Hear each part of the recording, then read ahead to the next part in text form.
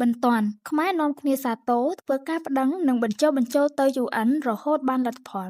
អង្គការសហប្រជាជាតិ UN ជំរុញឲ្យមានបទឈប់បាញ់ដើម្បីការពារប្រជាពលរដ្ឋ ឯកឧត្តមកែវ រ៉ាមី ប្រធានគណៈកម្មាធិការសិទ្ធិមនុស្សកម្ពុជាបានបង្ហោះសារដោយអារម្មណ៍រីករាយថា នៅទីបំផុត ការិយាល័យឯកឧត្តមស្នងការសិទ្ធិមនុស្សនៃអង្គការសហប្រជាជាតិបានទទួលយកបញ្ហានេះនិងចេញសេចក្តីថ្លែងការណ៍ជាផ្លូវការ ខណៈដែលសារព័ត៌មានកម្ពុជា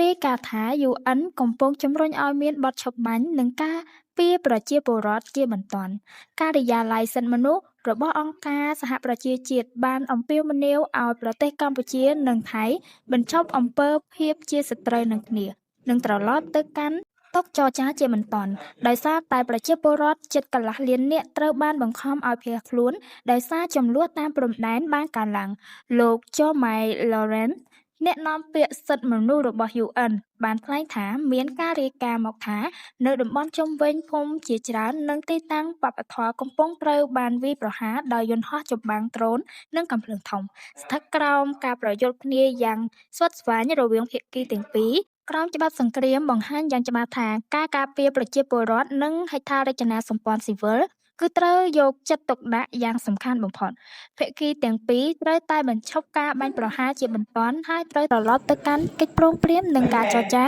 មិនដឹងថារដ្ឋាភិបាលថៃបានត្រៀមវិធីដោះស្រាយចំពោះបញ្ហានេះរួចហើយឬនៅ។